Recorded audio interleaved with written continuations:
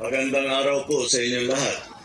Kagaya ng aking nasabi nung nakaraang report ko, ay patuloy ang pagre-report ko sa taong bayan tungkol sa mga kaso at saka sa mga impormasyon na nakukuha natin tungkol sa mga flood control project na hindi maganda.